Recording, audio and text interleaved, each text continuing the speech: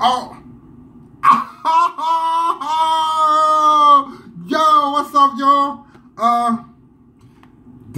I just made me some, this orange thing is tomato with kale. It's tomatoes and kale. I steamed it. It's delicious.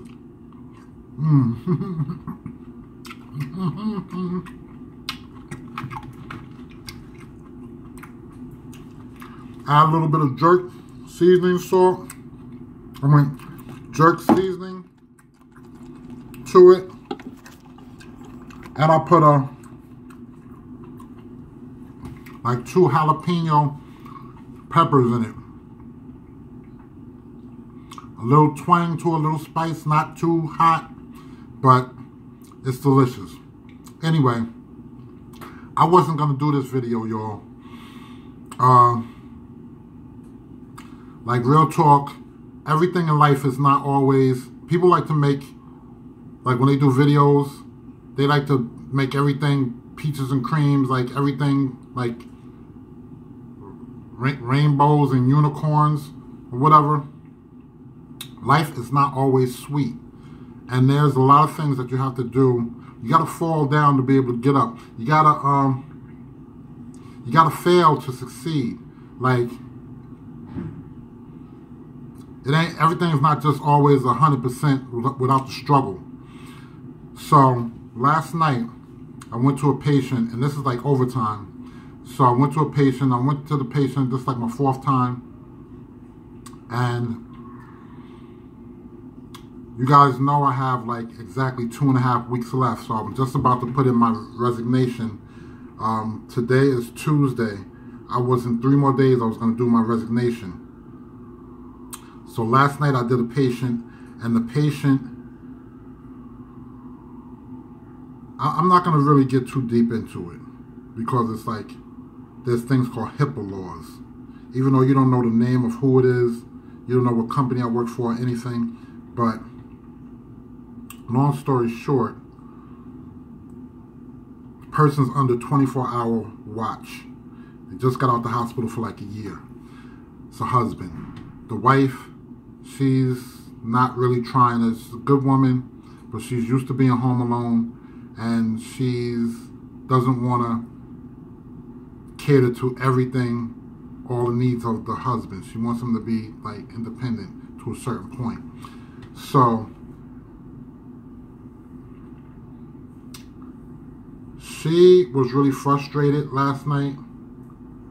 They got into a big ordeal, big argument, and I was told that I should remind him to take his medication. The key is remind him. The last time I was there, the first 2 times I was there, the wife, she made sure he had his medication. Then the last time I was there before that, I did not remind him. And, you know, the wife was there, but I didn't remind him. I thought, because the first couple of times that the wife was like, you know, gonna still be on that. But, so I just have to remind him. And I cannot let him go outside by himself. Other than that, I don't have to do anything. So, and the thing that I'm looking down and thinking about is, I don't really want to make this crazy long and drawn out. It's already 4 minutes in this, for Christ's sakes.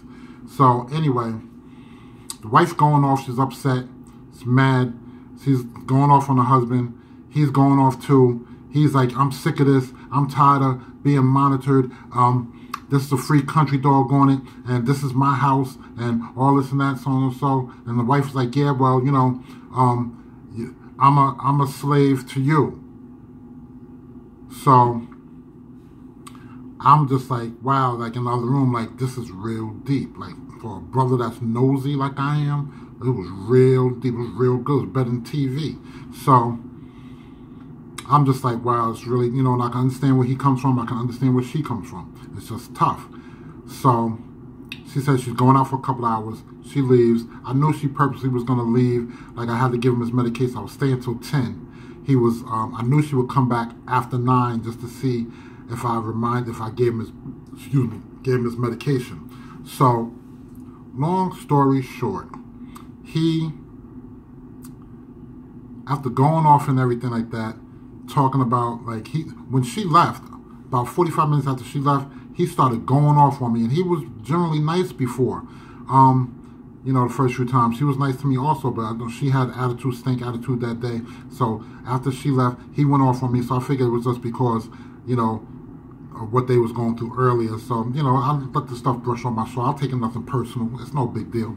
And he was talking about, yeah, well, you don't even know your job, and you can get out, you can go outside now, and all this and that. And it's just like, wow, that's interesting, because I can't leave him alone. If I leave, which I wanted to, then he's going to, like, another issue, you have to stop him from going to the liquor store. So, so I was like, no, I'm not leaving, because, the wife got to be there or whatever. So, anyway, he was just going off so much and everything, and talking about, I can get you fired and all this and that and whatever. So I was just like, dude, listen, I said, you know what, trust me, believe, this will be your last night that you see me.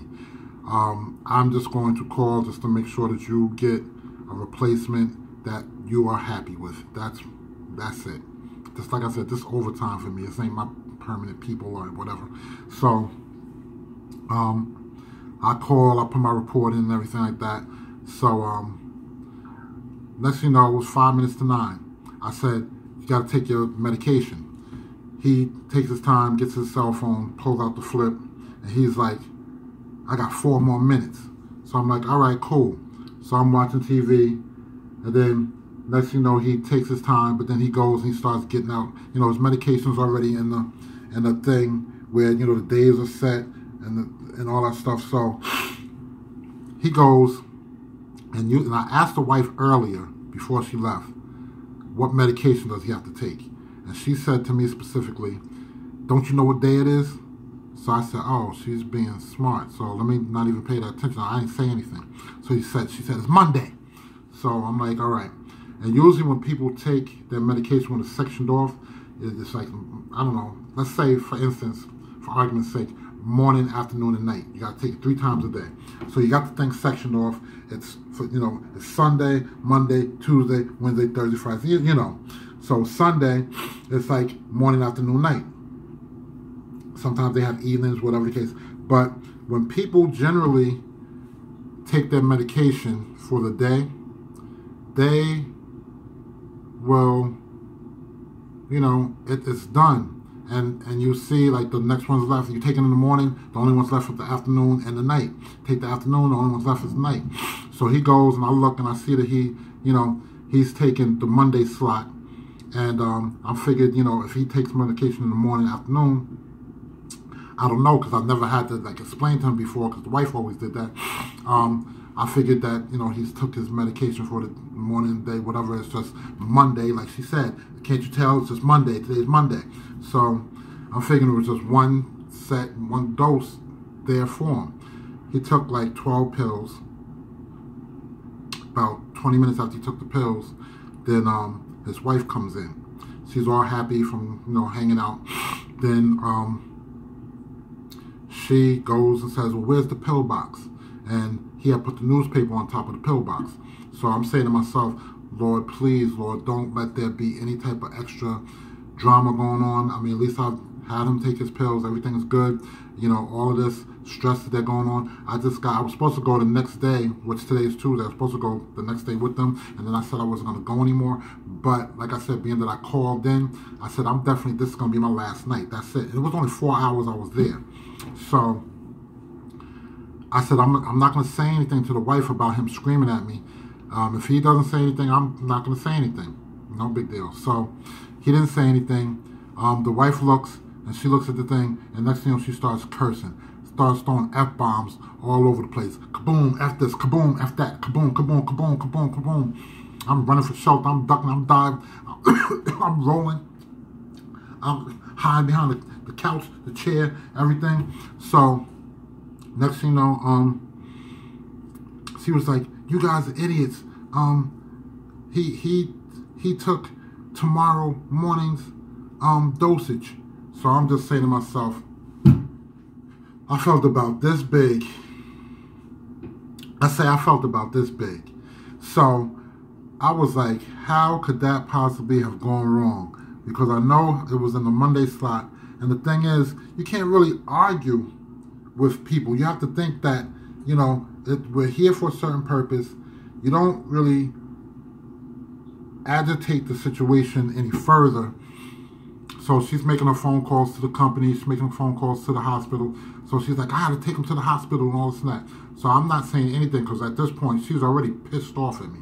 So she is just like, well, you can go. You got 10 more minutes to go. 10 more minutes to 10. I was leaving at 10 at night. You got 10 more minutes, but I don't care. You can just go right now.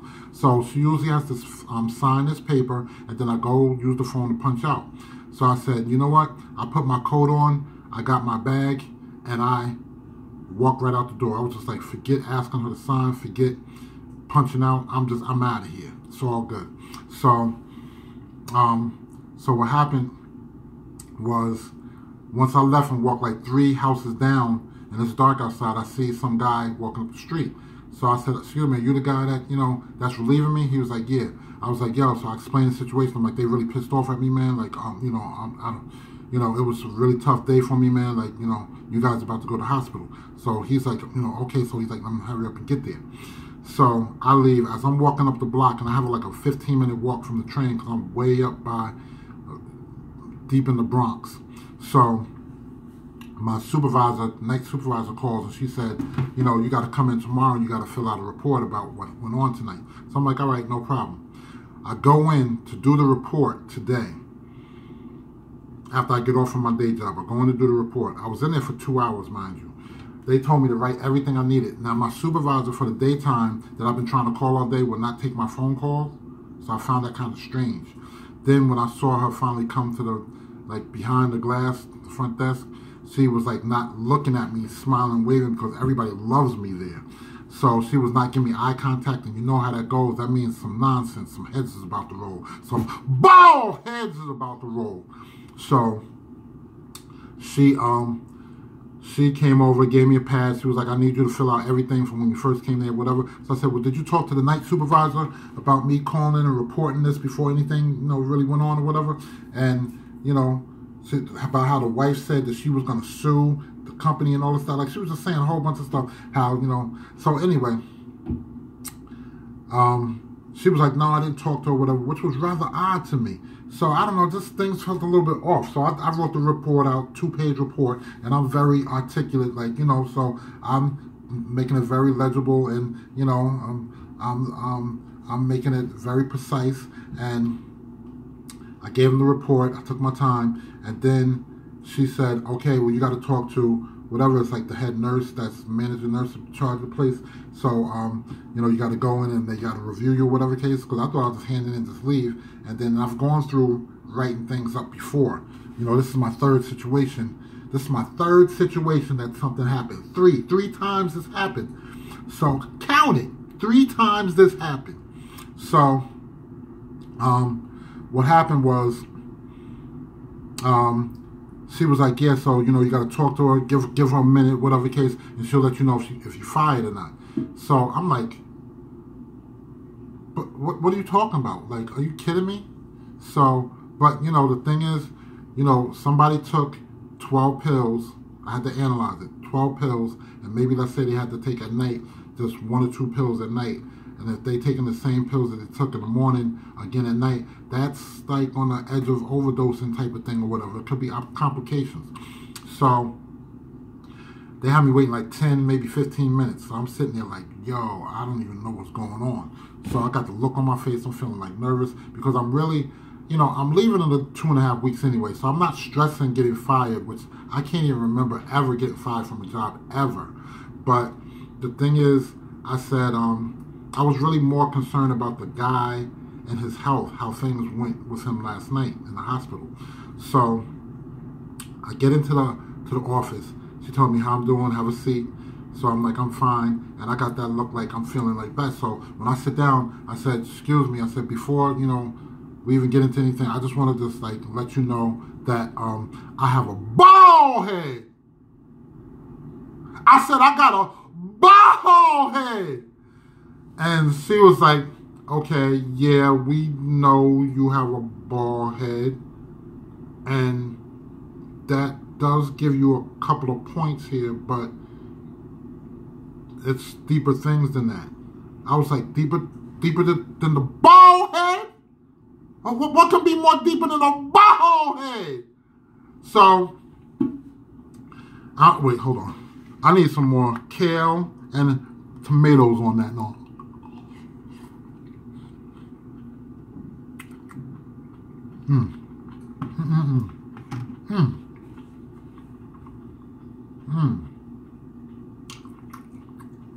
It's so delicious.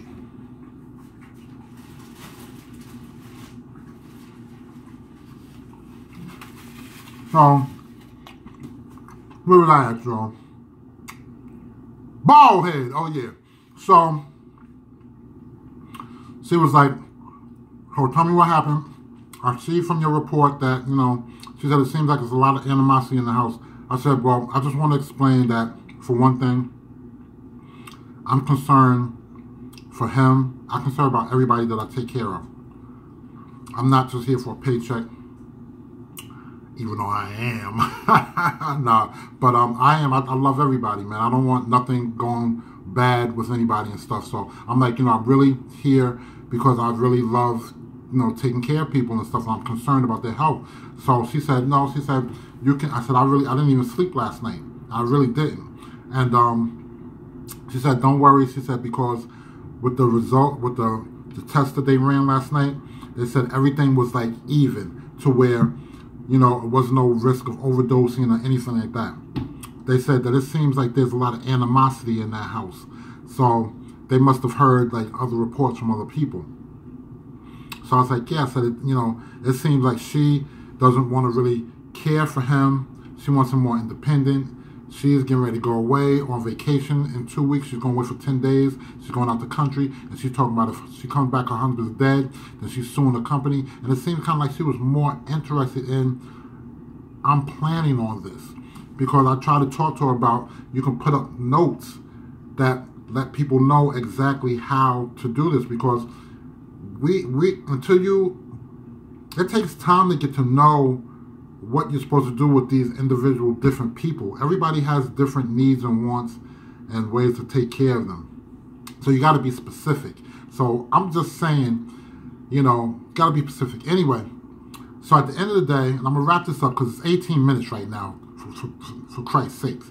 18 minutes. So if any of y'all still with me during this time, man, thank y'all, man. I love you guys. So anyway, so at the end of the interview and everything like that, they was like, okay, well, no problem. They said, you don't got to worry. You don't got to go back to them anymore. We see that, you know, we just don't want to mix up with anybody else where they need to understand how to take the medication so that won't ever be a mix-up again. And, you know, you're fine, and I applaud you on how you handled your job. So that just made me feel so much better. Excuse me. Then they was like, when we heard that you're leaving to go to Arizona, I was like, yeah, because I talk about it a lot to everybody, every chance I get. So they was like, all right. They said, well, you know, you can either come back, because it's 2 weeks, you got to put in your 2-week resignation. I heard you can either come back Friday, or you can, you know, do it, it's Tuesday. You can do it right now, you know, put the dates in, whatever case, and, you know, it's all good. So I ended up, instead of getting fired, I ended up getting mad love, hugs from everybody in the office. They wished I could stay there longer and everything. And I put in my resignation, and everything is all good. So that this way, they told me the last week, let them know. And I put in my address change so they can send my last check to Arizona, where it could be sitting there waiting for me, nice and juicy like. So yeah. Anyway, be focused on what you do. Thank God for everything, man. Like, anything can happen to anybody at any time. Life was going really good. I'm smoothly transitioning to Arizona. I didn't think anything bad could happen. And then, boom, lo and behold, out of nowhere, you know, I got risk of somebody potentially overdosing and dying and losing my job. And, you know, who knows whether it could be jail time or, you know, whatever. I mean, you never know. Life is like crazy like that. It takes twists and turns. So, till the next time, thanks for watching. Bring it in where the hug's at. Thanks for my new subscribers, old subscribers, and shout out to everybody who has watched this to the end, man. It's all about, I give it to you, man. Thanks. So, I holla. Oh yeah, comment below. Peace.